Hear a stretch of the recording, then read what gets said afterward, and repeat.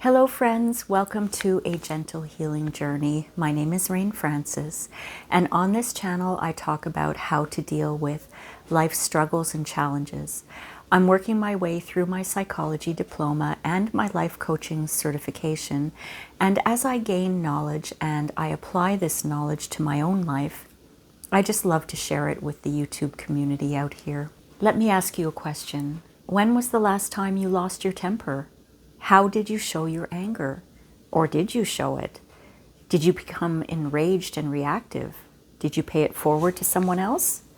Or did you swallow it down and stew for hours? Today I'm going to share some anger management techniques with you that I learned in my studies.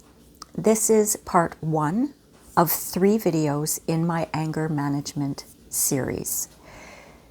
No one deserves anger thrown at them, but there are so many instances that we can remember in our lives when we threw anger in someone else's direction, or when we were the victim of someone else's anger. And most of the time, anger is not based on anger.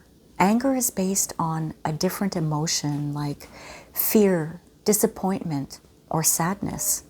Releasing strong emotions is very important. Every emotion should be released. And it's interesting because when it's a positive emotion, we don't think twice about releasing it, do we?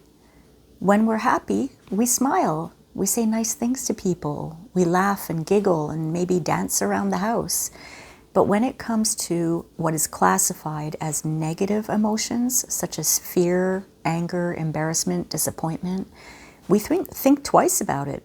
We judge ourselves because we're not sure if we should be showing that emotion or not. And I believe this is true because a lot of the times we don't know how to show these negative emotions in a healthy way. So we stop ourselves, or we don't have control over these emotions and we just kind of let them out without any filters. I was reading about the brain and anger. When your temper flares up, your brain actually releases dopamine, giving you a sense of satisfaction and pleasure. Doesn't that sound strange? When your brain recognizes that you're angry, it releases dopamine. It rewards you for being angry. And if you think about habits, good and bad, let's say, for example, you have a problem spending money. When you go to the store or to an online store and you just whip out your credit card and purchase something, anything, there's kind of a rush of satisfaction, and that's your brain releasing dopamine. Your brain is rewarding you for something that you're enjoying doing, whether it's good or whether it's bad. People can become addicted to rage. There's a reason why there are support groups called rageaholics. Chronic anger is a bad habit and it is addictive. It can also be addictive to keep quiet, to not express your anger. Growing up, I was taught that anger is bad. You do not show anger. Anger is something that you hide as a child.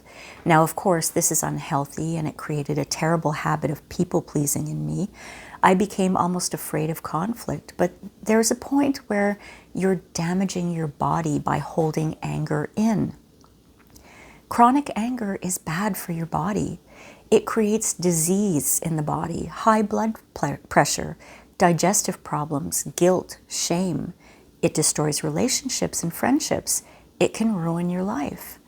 I like to watch a lot of true crime documentaries on YouTube because the psychological aspect just fascinates me.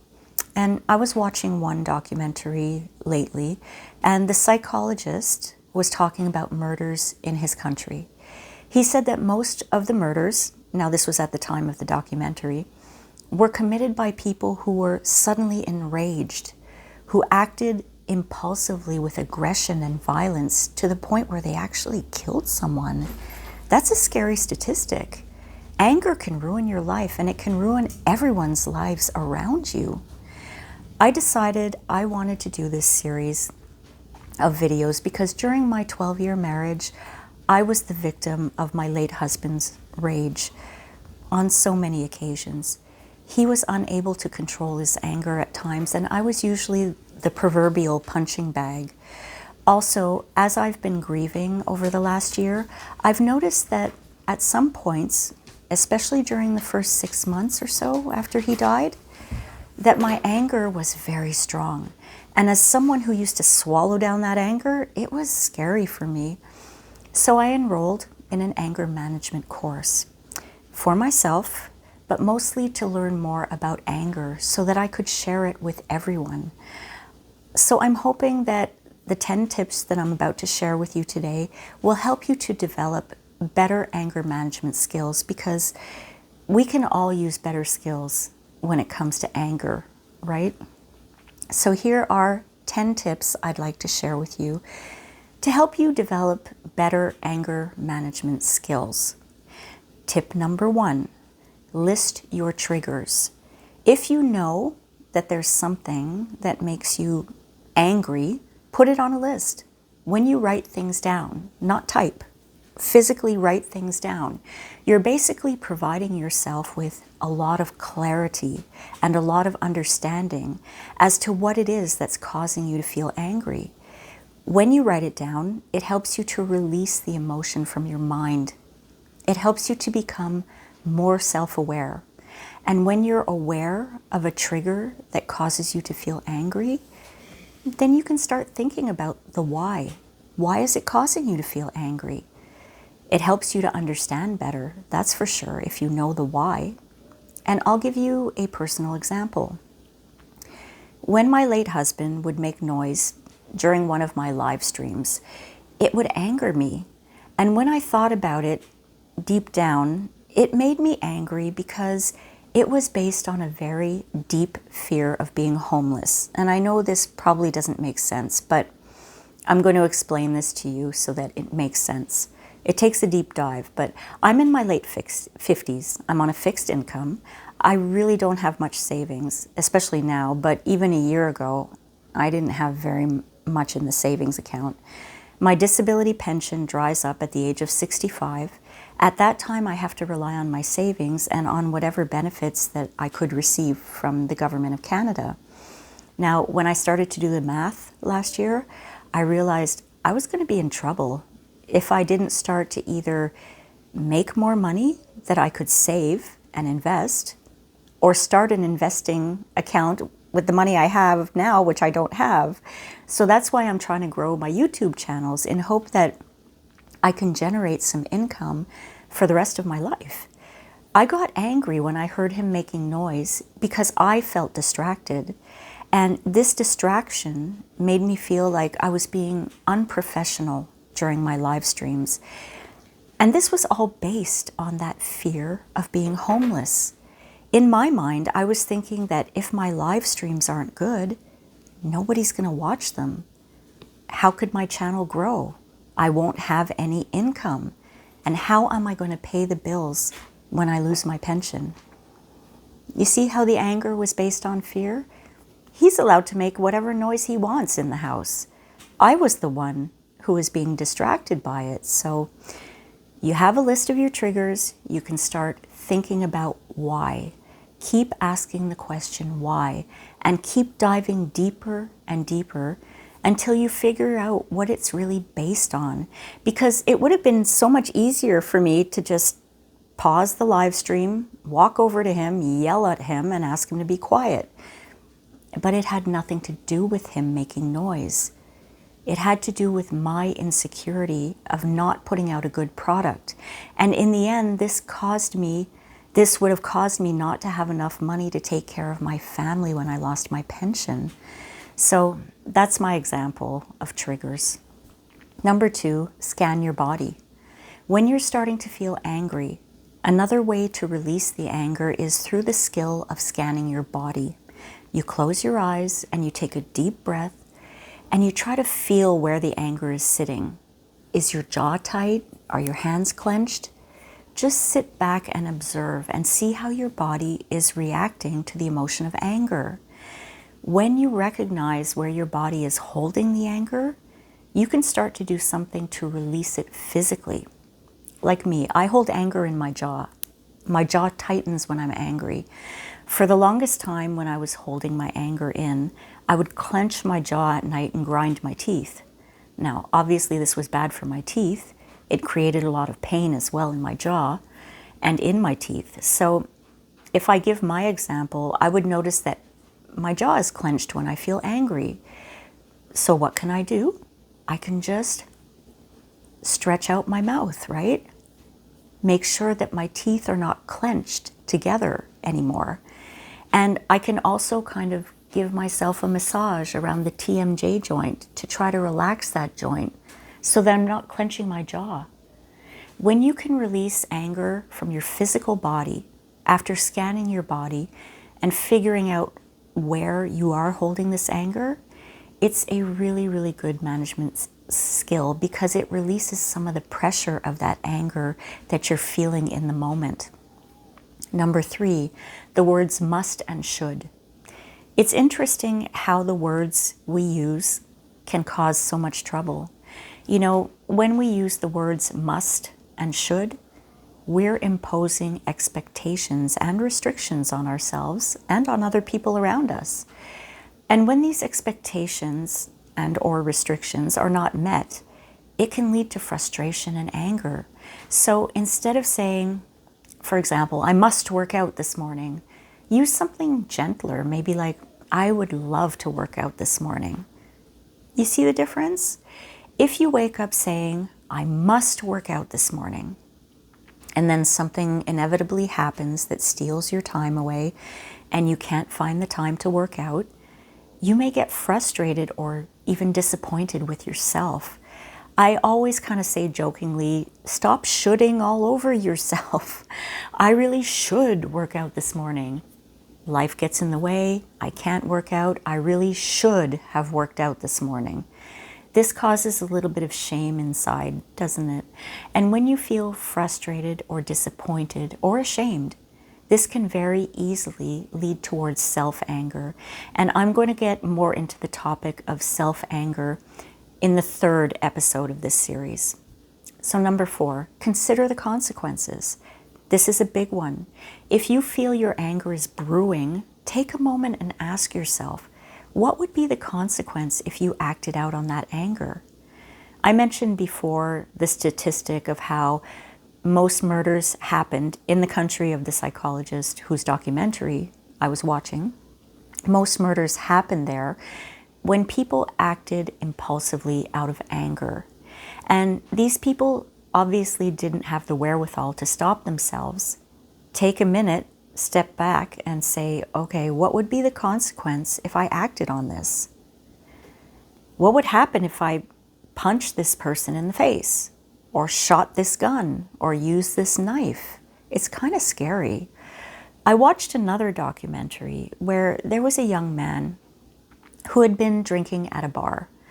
I think he was only 17 at that time. Another man disrespected him, and this guy got so angry and probably fueled by the alcohol in him, he punched him. And unfortunately, he killed the other man with one punch. And he spent the next 20 years or so in jail. And he was doing this documentary after he got out of jail.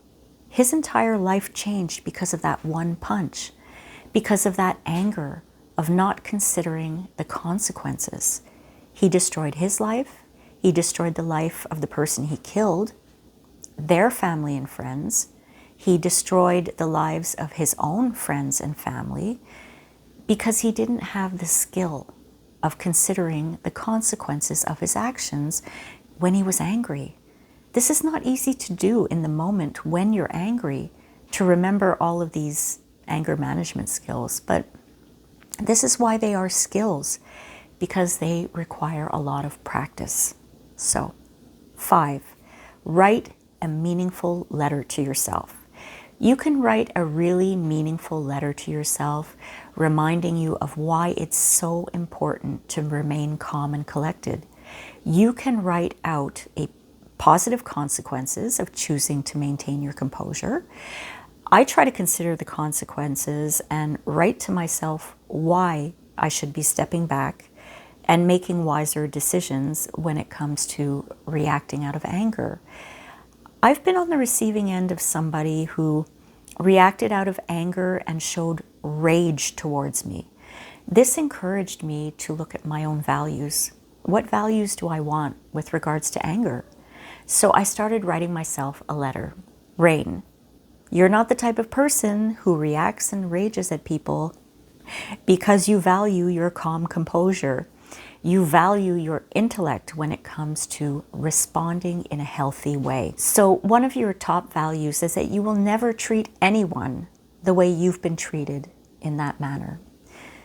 Just write yourself a very candid and honest letter. And as I mentioned in point number 1, writing things out physically with a pen and a paper helps to bring you clarity and understanding. Yes, we need to practice our anger management skills, but in the moment, it's hard to remember these things. But if you're willing to be proactive and maybe write yourself a letter to remind yourself to make a wiser decision with regards to anger, this is one way of practicing.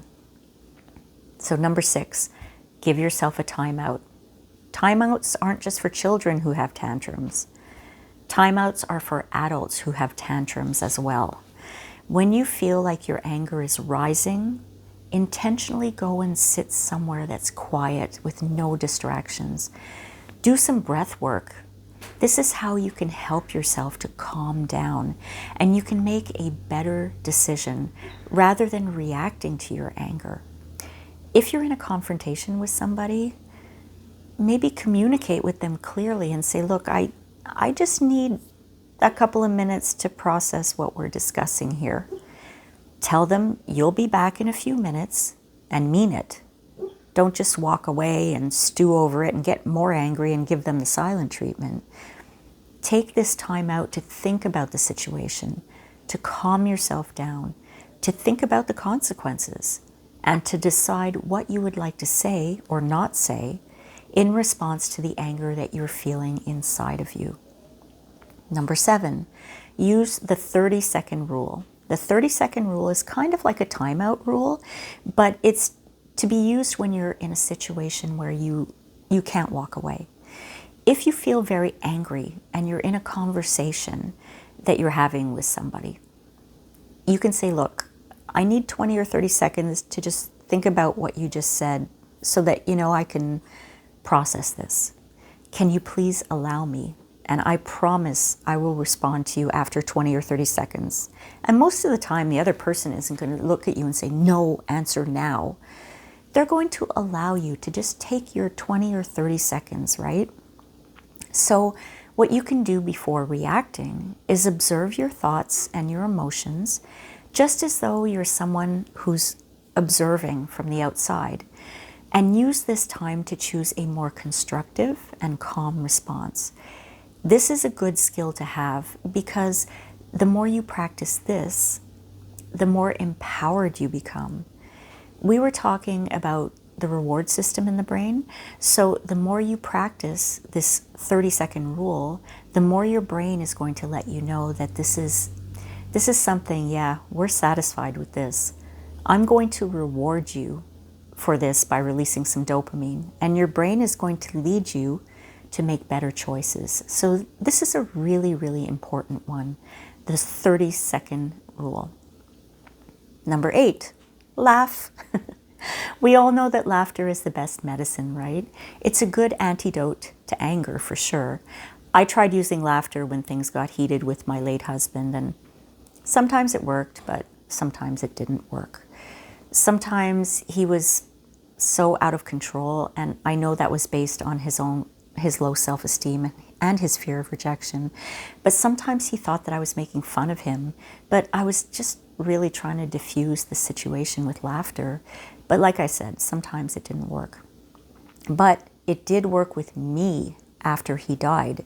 I spent a lot of my time the first 3 or 4 months after he passed away watching comedies. I love British comedies. They always make me giggle, so I watched a lot of that, and stand-up comics that were just hilarious, especially when I started to feel anger towards him. I would immediately go into a playlist that I created on YouTube that had funny stand-up comics. I watched them over and over and over. You know, when you laugh, it disrupts that overwhelming dramatic seriousness that you thought the anger was. And it helps you to release endorphins and reduce stress and regain emotional control. I'm going to share something, and I hope this makes you laugh. I was reading about this skill by the author of the text who wrote it. He followed this with a joke, but he didn't say it was a joke. He didn't prepare the reader to know that there was a joke on the way. He was just writing. He wrote as though it was part of the text. And I laughed so hard after. And this is what he wrote. He said, quote, "You know, when I die, I want to go peacefully in my sleep like my grandfather, not screaming in terror like his passengers did." And then I stopped for a second when I read this, and I laughed my tuchus off. The next sentence that he wrote, after he wrote that joke was, and he wrote this, "I really hope that you laughed at that joke." And it was so funny. I laughed so hard. And it was a great thing to read because it made light of a very serious situation, a topic of anger and rage. So laughter definitely helps to diffuse anger. And I would say, depending on the person, I would say most of the time. So number 9, use calming sounds. You can make a practice of listening to very calming sounds like nature sounds, sounds of the forest, sounds of a waterfall, things like that. If you do these things on a regular basis, it helps to nurture your sense of peace. And this will likely naturally help anger not to build up inside of you. And I guess the same could be said for any kind of mindfulness practice like meditation or yoga, or what I do every morning, which is Tai Chi. It promotes peace of mind. And where there's peace of mind, impulsive rage cannot continue to breed. And as we're doing this, we're teaching our brain what we really want to be rewarded for. We're creating good habits and getting rid of the old habits that are bad. At this time of the year, as I record this video, it's springtime here in Atlantic Canada. Every night I hear a beautiful chorus of spring peepers. Spring peepers are these little swamp frogs, and they make this beautiful sound from the swamp. And I hear them every night. It's the most calming sound that I can think of. Another sound that calms me so much is hearing the cicadas when it's a hot summer day. Calming sounds really, really work to help you relax. And as I said, when you're relaxed, it's an antidote to rage. Wise thoughts come from a relaxed mind. Number 10, distraction through concentration. I really like this one a lot because I practice this a lot. If you engage in activities that require you to concentrate, it takes your focus off the anger. I like to read books. I like police thrillers and legal thrillers, especially.